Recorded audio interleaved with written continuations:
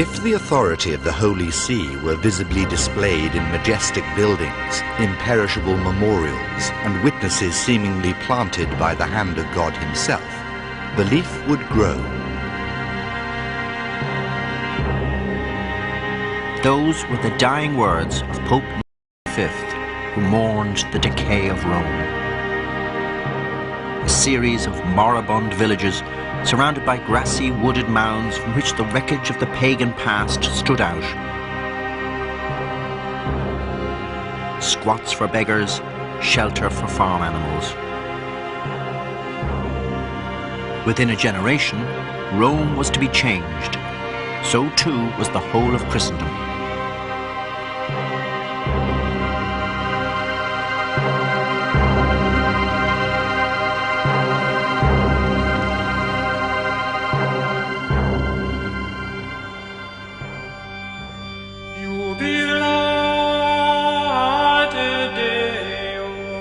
A new age, the Renaissance, had begun.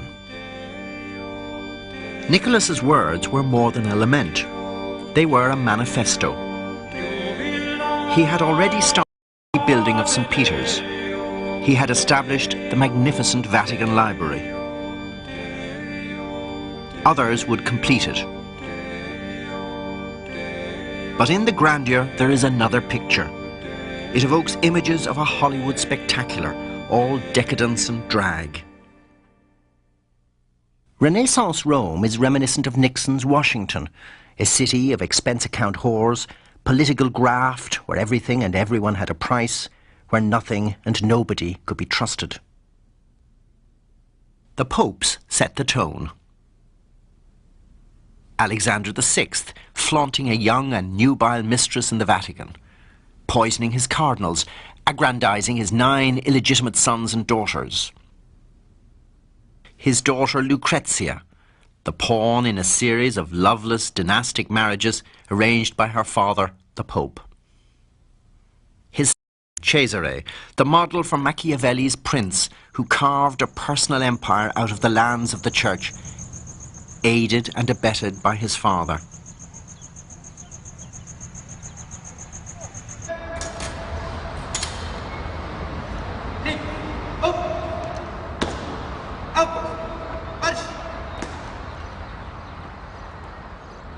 The Swiss Guards, their uniforms designed by Michelangelo, are the ceremonial remnants of the lethal mercenary armies Pope Julius II recruited for his wars. A lifelong rival of Alexander VI, he was, beneath this holy exterior, a ferocious and enthusiastic warrior, reclaiming for the church the lands stolen by Alexander and his family. Leo X, a cleric at 7, cardinal at 13, said after his election, "God has given us papacy, let us enjoy it." And enjoy he did. A lavish patron of every kind of display, his sumptuous feasts were notorious. One meal, described by a Venetian ambassador, had 65 courses, each of 3 different dishes. His stables were an elaborate zoo, which included an albino elephant presented by the King of Portugal. Poets, jugglers, and jesters filled his court. He left the papacy bankrupt. How could such men sit upon the chair of Peter? The papal court was full of career clerics who could expect to be cardinals without ever having to be ordained. And the whole atmosphere of the papal court was that of a secular centre of learning, of political administration, of legal administration. The clergy of the Roman Curia were lawyers, writers, historians. Some of them were pious, but most were simply career clergy. And it's from those men that the cardinals were recruited, and it's from the cardinals that the popes were recruited. Despite his many wars, Julius II found the money to pull down the old St. Peter's and to commission a series of artistic giants, from Bramante and Raphael to Michelangelo, to raise a triumphant new monument to papal grandeur.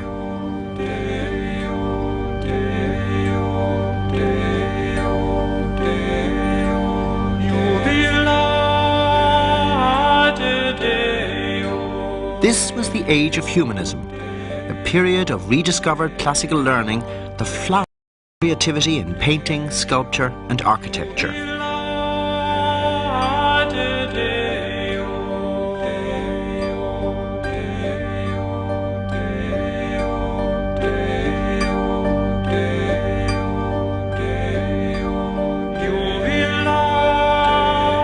The Sistine Chapel was designed to provide a setting for papal elections and for meetings and worship of the 200 clerics who, with the Pope, formed the papal chapel. It's not simply pious decoration that was created here. In the frescoes are worked out ideological statements laden with papal symbolism.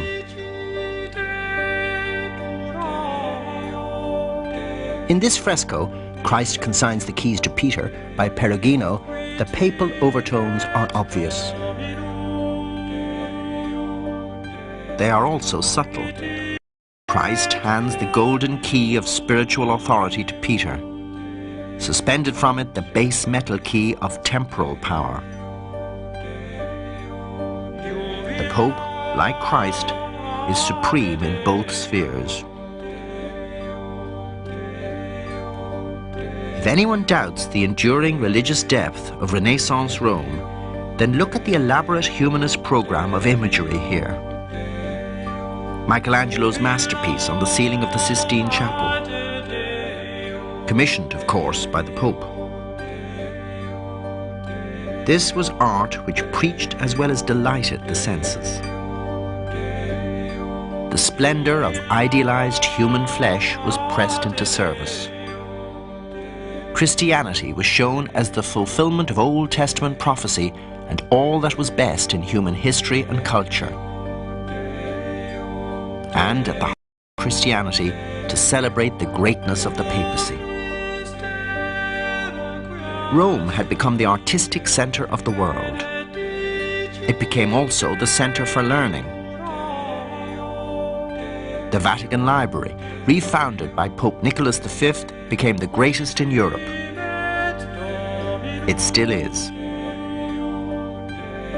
A priceless repository of Christian and pagan tradition. Nicholas was determined, in his words, to create for the common convenience of the learned a library of all books, both in Latin and in Greek, that is worthy of the popes and the apostolic see. Christian universities were in a state of change and uncertainty.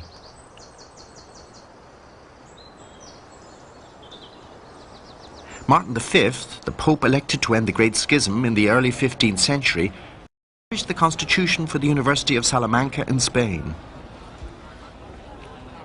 He profoundly distrusted Renaissance learning, especially its obsession with pagan authors. He was right to be suspicious. Many of the new thinkers were quite explicitly anti-papal. The new scholarship extended to the roots of Christian faith. Among the rediscovered Greek classics were the long-forgotten works of Eastern fathers of the churches. The narrow theological certitude of the late Middle Ages began to crack. Bishops, cardinals and popes were enthusiasts, not opponents of new learning.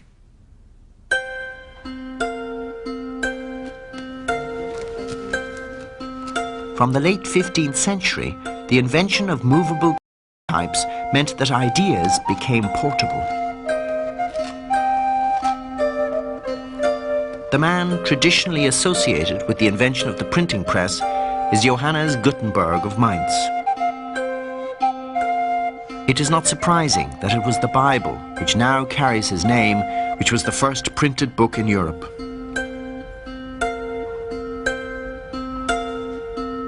No longer confined to monasteries or cathedral libraries, the book and the world of thought which books made possible moved out into the marketplace.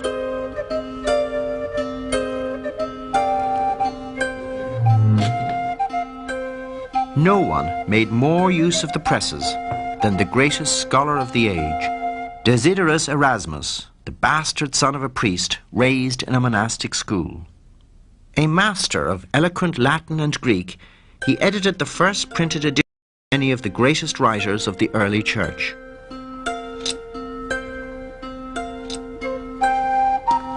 But this was no dry-as-dust scholar buried in his books. He was also the wittiest satirist of the age. In The Praise of Folly, he lashed the superstitions of ignorant people and the corruptions of the clergy.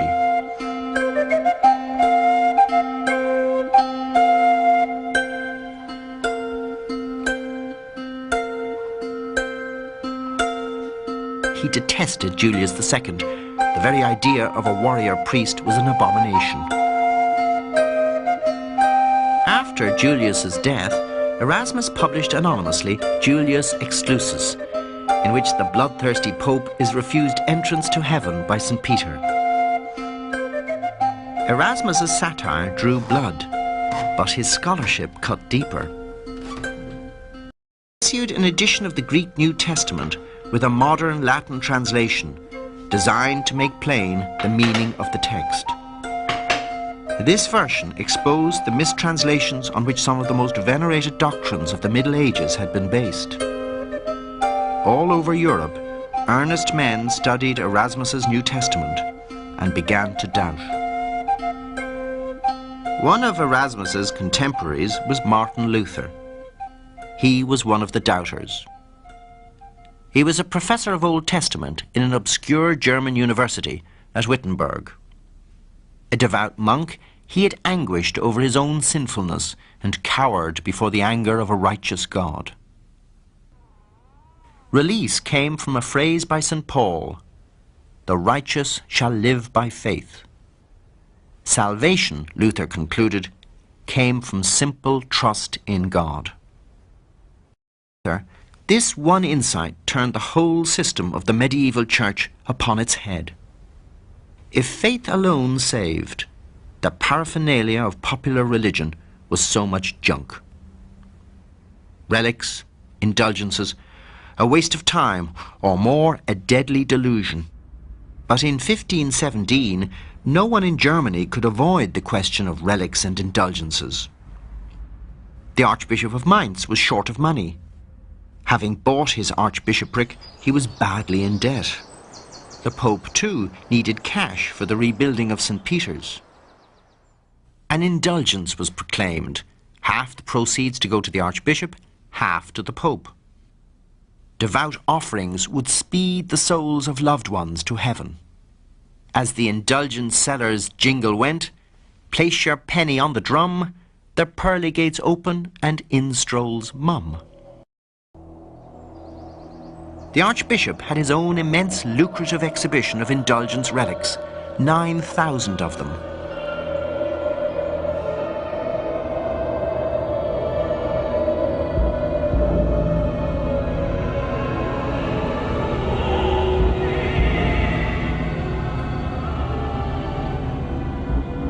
The bodies of countless saints, a bone of the patriarch Isaac, a jar full of manna, a twig from the burning bush,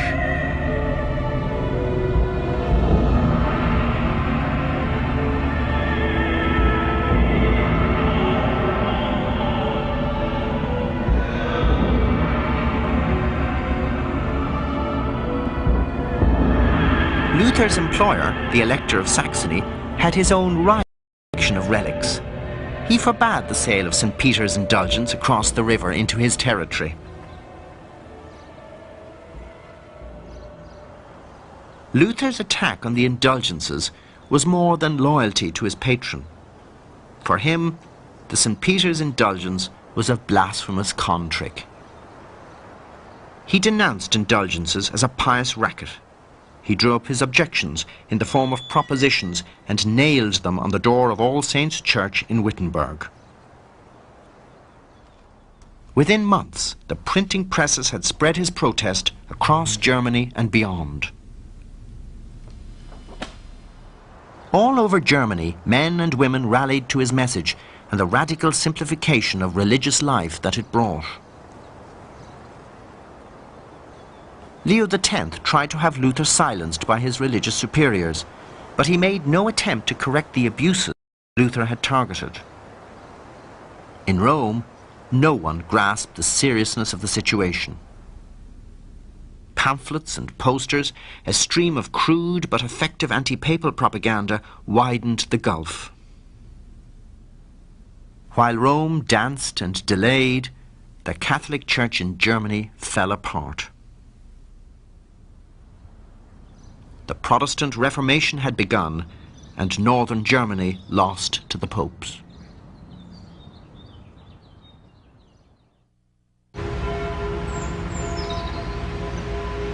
Luther's appeal was not only spiritual. Protestantism meant the confiscation of church property. To the land-hungry princes of Germany, this was irresistible. In droves, they joined the Reformed cause and helped themselves to the church's wealth.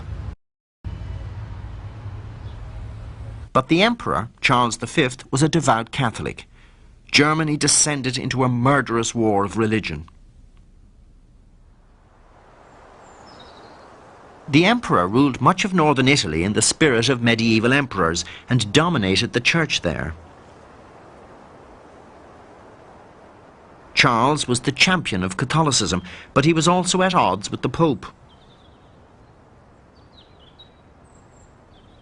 Pope Clement VII was a member of the Medici family, hereditary rulers of Florence. As a pope and as a Florentine, he resented Charles's Italian policies. In 1527, an imperial army marched into Italy. None of the troops had been paid for months, and many of them were rabidly anti-papal Lutherans, and in the first week of May invaded Rome.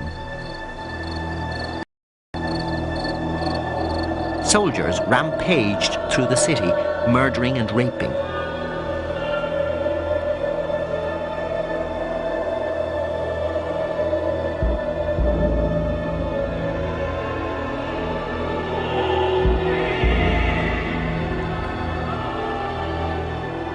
Priests were beaten and abused. The Vatican was looted. Luther's name was scrawled across the Raphael paintings in the Pope's private apartments. Horses were stabled in the Vatican library.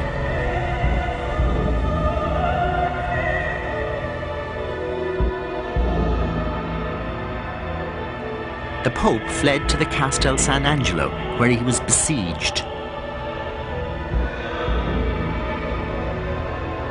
German troops gathered under his balcony, screaming abuse, threatening to eat him. Reformation was no longer a remote rumour from Germany. It had stalked through the Vatican in mailed boots. The golden bubble of Renaissance was burst. Michelangelo's terrifying Last Judgment, painted after the sack, contrasts starkly with the sunny opulence of the ceiling which he had painted before.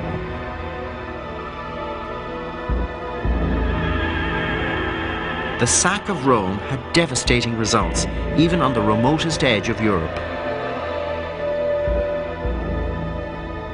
Henry VIII was a devout Catholic and had even won the title Defender of the Faith from the Pope for a skillful book against Luther. But Henry had no son to pass his crown to.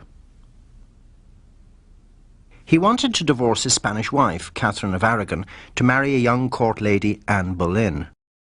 Only the Pope had the power to annul the marriage, and Henry petitioned Pope Clement VII to do so.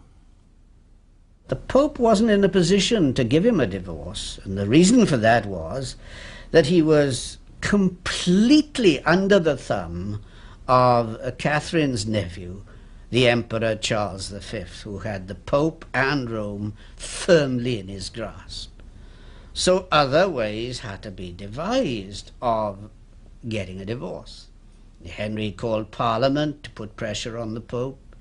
He also sought the views of a number of universities who were willing to say that the divorce was justified. He appointed a new Archbishop of Canterbury, Thomas Cranmer, and got him to give him a divorce. And in order to make sure that no one would appeal to the Pope against Cranmer's decision, he got Parliament to pass an act in restraint of appeals, which forbade any appeals against the divorce to Rome. And finally, in 1534, he put the coping stone on the whole building by passing the Supremacy Act, the act which made Henry supreme head of the Church of England. In the late 1530s, he went further and abolished all the monasteries in his kingdom. The royal officials in charge had instructions to find lurid scandals to justify dissolution. Stories of randy monks, pregnant nuns, religious racketeering piled up. Here, in Tintern Abbey, there were only 13 monks. That was ample reason to close it. The monastic lands were confiscated, the buildings stripped of their valuables, even of the lead on their roofs. All over the country, the same happened. Henry's realm had been lost to the papacy.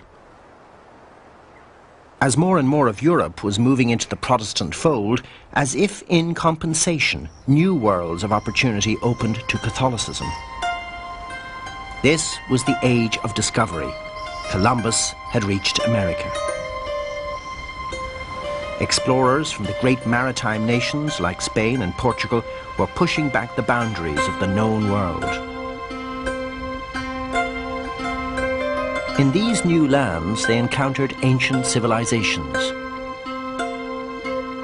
Civilizations whose temples and complex and bloody ceremonies witnessed to a belief in another world and the power of the supernatural. To Christian Europe, the gods of the Aztecs seemed savage demons. The people who worshipped them were there to be conquered, converted, then plundered and enslaved. Remote in Rome, Pope Paul III affirmed the right of the Indians to liberty and property. The Church forced from the conquerors the admission that Indians were human beings, dignified and free.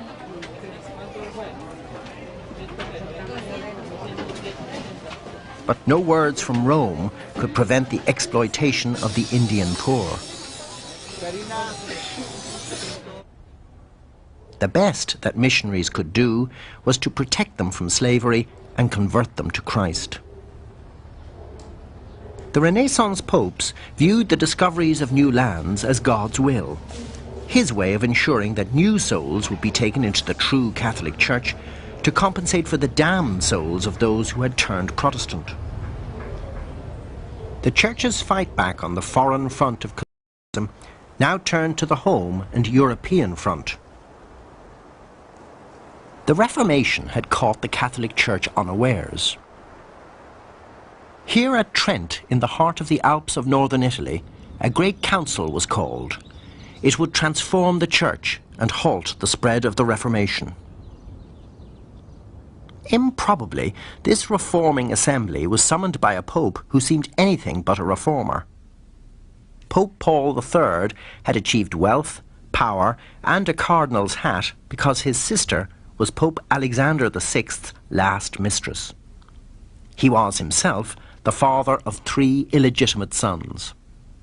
A lavish patron of the arts, he put Michelangelo in charge of the rebuilding of St. Peter's. But he knew that the Catholic Church must reform or perish. Trent was chosen as a compromise site, an imperial city with an Italian culture and near to Protestant Germany. On both sides of the religious divide, men of goodwill sought reconciliation, but by now that was not possible. When the council assembled here in 1545, it was hardly representative. Only 31 bishops attended the opening, only one of them from Germany.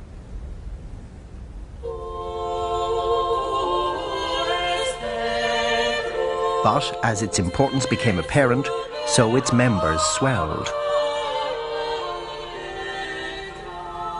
It tackled at once the fundamental theological issues dividing Catholic and Protestant, clarifying, defining, condemning.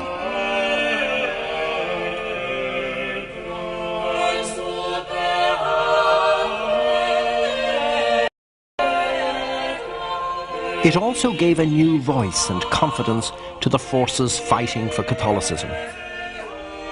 Perhaps the most important of these was a former Spanish soldier, Ignatius Loyola. Converted after a bad war wound, he retrained as a priest and studied in Paris with John Calvin. But Ignatius gathered around him men dedicated to the spread and defence of the faith. In 1540, Paul III approved their rule as the Society of Jesus. The Jesuits became the stormtroopers of the Counter-Reformation. To the three ancient monastic vows of poverty, chastity, and obedience, they added a fourth: absolute obedience to the Pope. They used the latest spiritual and educational techniques to teach the old faith in new ways and in a new world. If Ignatius was an innovator, the next Pope, Paul IV, stood for a radically different understanding of reform. As soon as he was elected, he suspended the council indefinitely. A pall of fear fell over Rome and the Italian Church. As a cardinal, he had persuaded Paul III to establish the Index of Forbidden Books. He had also been placed in charge of a new weapon of repression, the Roman Inquisition. Once he became Pope, its activities were stepped up. He is said to have boasted that if his own father was a heretic, he would fetch the wood to burn him. When he died, the population of Rome went wild with joy. Ecstatic mobs rampaged through the streets and the cells of the Inquisition broken open to release the prisoners.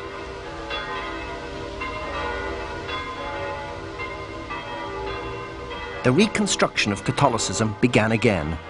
The Council of Trent was reconvened. In Trent's last 10 years, the shape of the new Catholicism was hammered out. Colleges, called seminaries or seed beds, were established to train new priests. Bishops and priests from now on were to be educated, chaste, resident in their parishes and dioceses.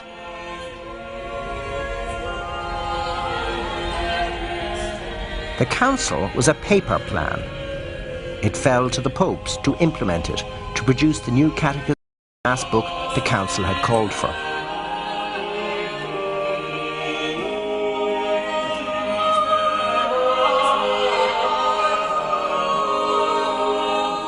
When, eventually, the council closed its doors, the company left hugging one another in tears of joy.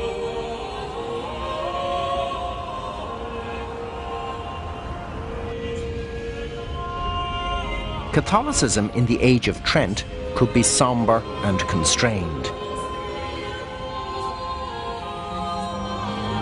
Popes and bishops now had fig leaves painted over unashamed nakedness of the art commissioned by their Renaissance predecessors.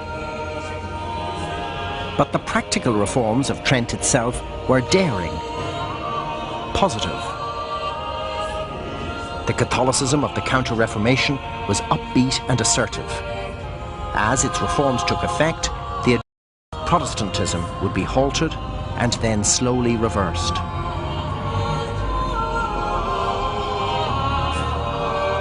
The reforms of Trent and the energies of the Counter-Reformation found their centre and their support in the popes. In the renewal of the Catholic Church, all roads eventually led to Rome.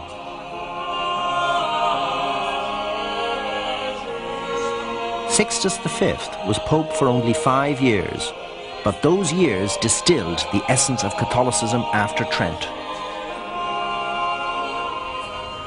A stern Franciscan friar, The papal prisons filled up as he cleaned Rome of its prostitutes, pimps and thieves.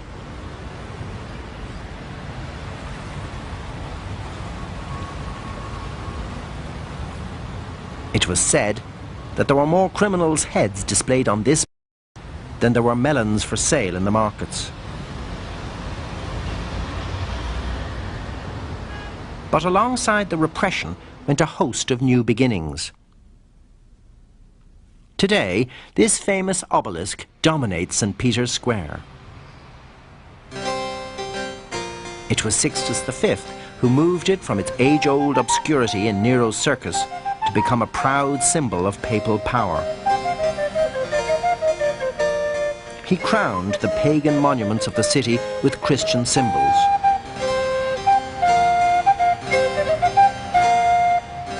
He reshaped the city, moving classical and Renaissance monuments to grace the new piazzas.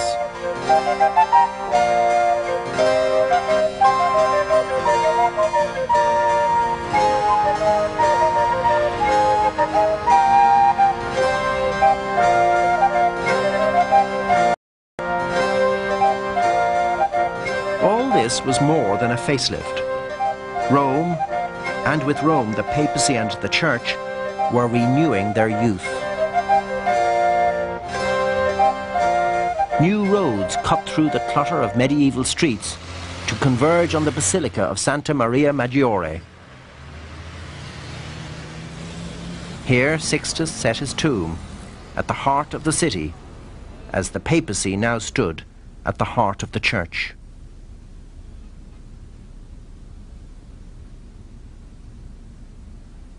He had subdued every other power in the church.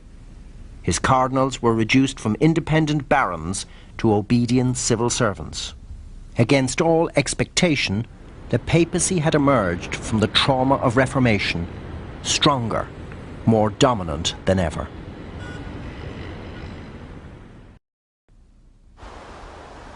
In the late 16th century, the greatest monarch and the most powerful Catholic in the world lived here, the monastery palace of the Escorial in central Spain.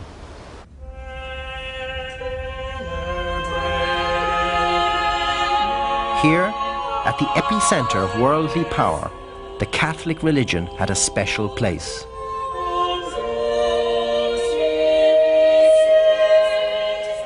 The Habsburg king Philip II had inherited a vast empire in Spain, Italy, the Netherlands, and in the New World.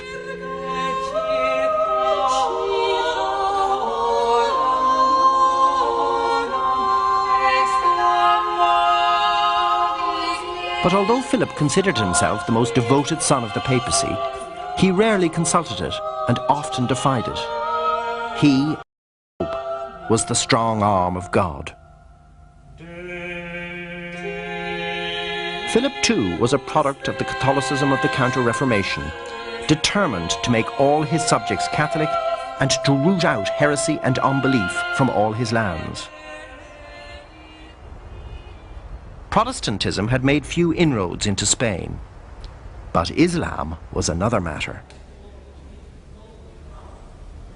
The great mosque of Cordoba was built in an age in which Islam was the faith of much of Spain. It was a magnificent emblem of Spain's multicultural past, but in the age of Counter-Reformation, it was an affront to Catholic unity. The last remnants of the proud Spanish traditions of tolerance, where Muslims, Jews and Christians had coexisted, were now stamped out.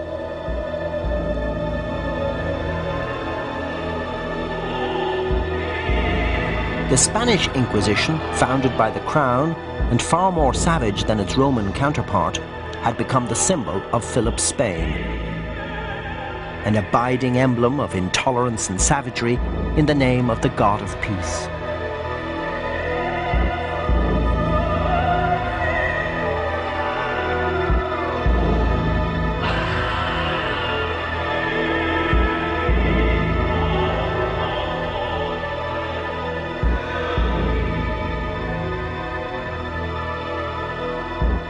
No instruments of torture were spared.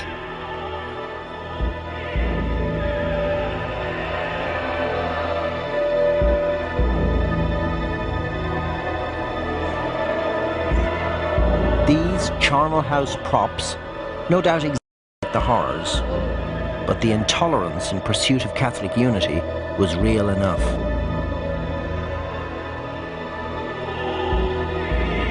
A hellhole of torture.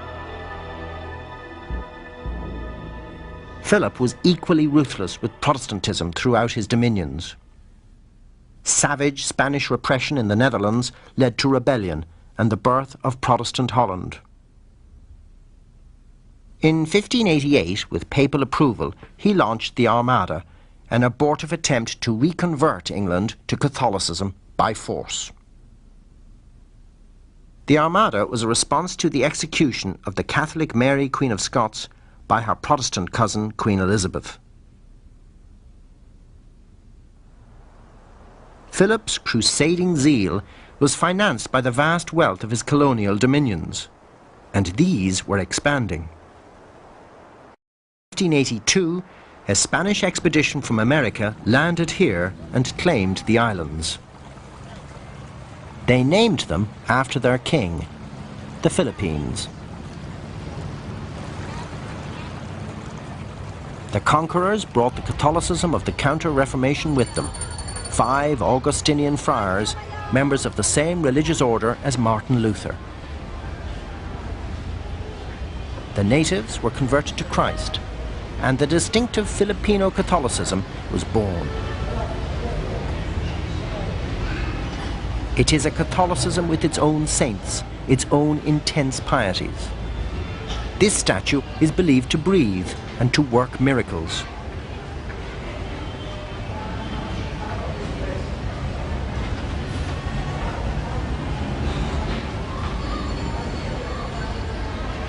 The conquerors were under direct order of Philip to inflict no injustice on the native population, to make use of no violence. The result is that the Philippines today is the only country in Asia with a predominantly Catholic population.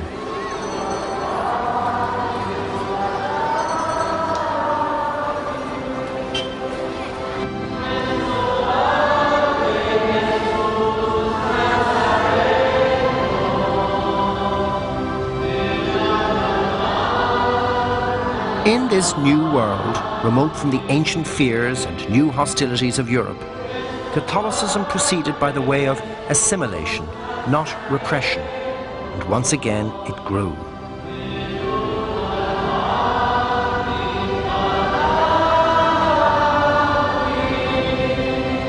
The physical world was expanding. So too was the world of the mind. The growing demands for navigational skills gave added impetus to the study of stars. Once it had been believed that the Earth was the centre of the universe, but the science of astronomy was changing all that. Nicholas Copernicus's epoch-making treatise, proving that the Earth moved around the Sun, was dedicated to Pope Paul III. The papacy was not disturbed by it. The new science at first looked like a branch of astrology, and the popes, like everyone else, followed the stars. Paul III regularly consulted astrologers before making any important decisions. By the early 17th century, however, astronomy had come of age. Galileo Galilei was searching the sky with a brilliant scientific eye and the newly invented telescope. To many, his conclusions were an assault on ancient truth. This was no longer fortune-telling. Galileo was supporting the Copernican theory that the sun was at the centre, not the round earth.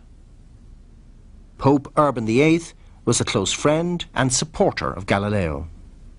In this, Urban was typical of some of the more erudite and learned cardinals and prelates of the first half of the 17th century. Galileo's academic enemies, however, denounced him to the Inquisition. But, protected by the Pope, he was simply warned to keep his nose out of theology.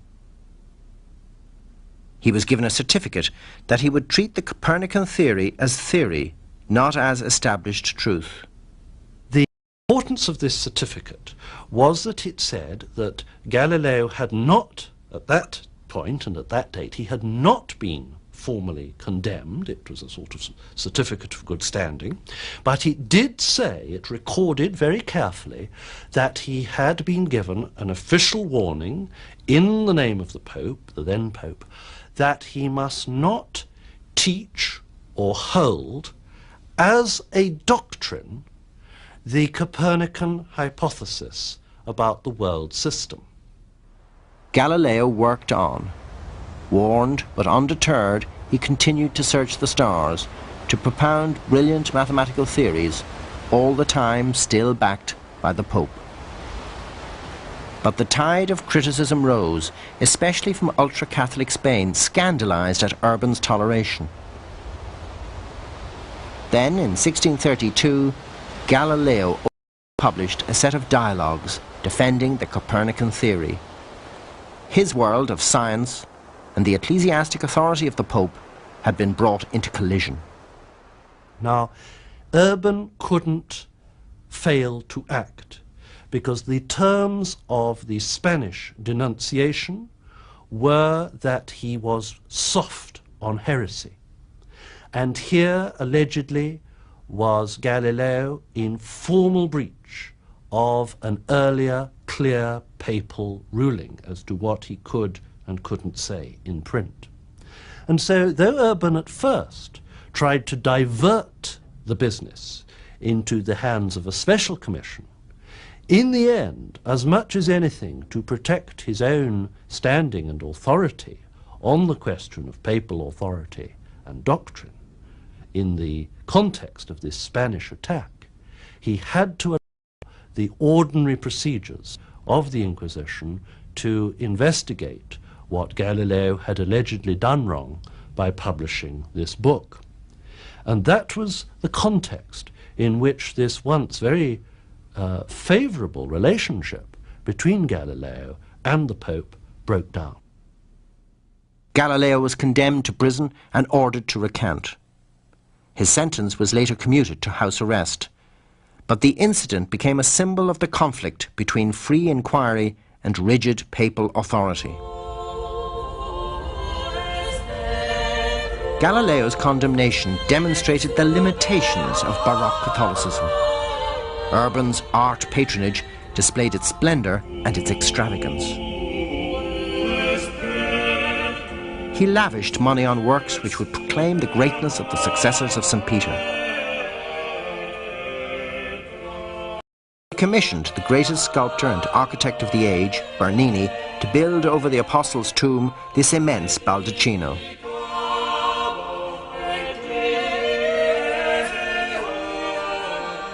Bernini's work, dramatic, gigantic, ebullient, became the unforgettable image of the Baroque papacy.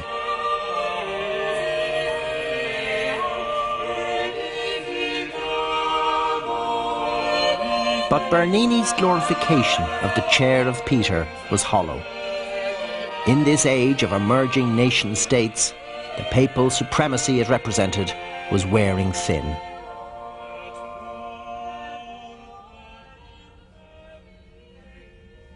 For 30 years, till 1648, religious war raged throughout Central and Eastern Europe, a titanic struggle for the soul of the continent. But under the flag, more worldly interests dominated the struggle. France and her allies against Spain and hers. Realpolitik shoved religious concerns to the margin. In this harsh world, the voice of the popes calling for all the Catholic nations to unite in defence of the faith was ignored. Pope Innocent X issued a solemn bull to condemn and annul the peace treaty of Westphalia, which ended the war. His objections were totally ignored.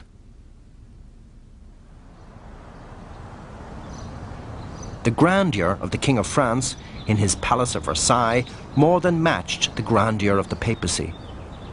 The growing claims of Catholic monarchs brought the popes eyeball to eyeball in conflict with secular governments.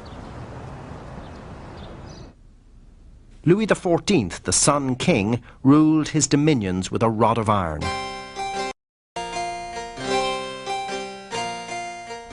He ruled the Church of France no less firmly, appointing its bishops, creaming off its revenues, restricting its contact with the Pope.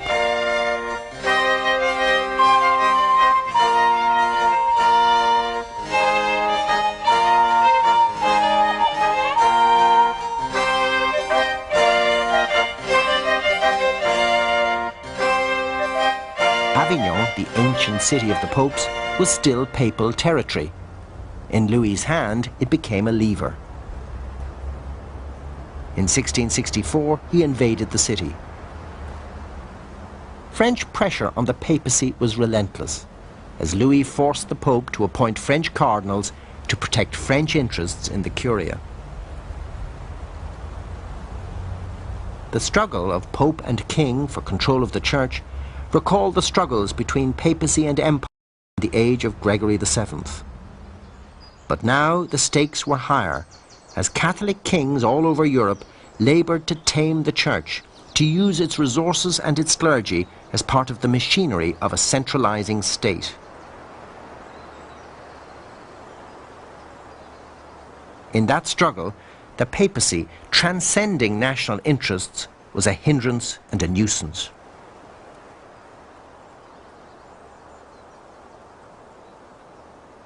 The humiliating reality of papal weakness was revealed in 1773, when pressure from the four great Catholic powers, Austria, Portugal, Spain and France, forced Pope Clement XIV to dissolve the Jesuit order. The missionary achievements of the Jesuits were legendary. From the Philippines to here in Mexico, they had carried the Christian message. They had also acted as the voice of the oppressed native peoples. In the age of absolute monarchy, that voice had to be silenced, whatever the grandeur of their achievement as missionaries. No one must come between the monarch and his subjects.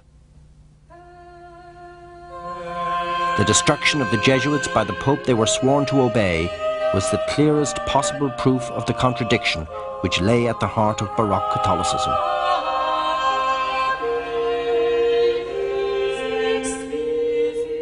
Catholic Europe might protest its loyalty to the successor of St. Peter, but the kings of Catholic Europe had all but extinguished his power.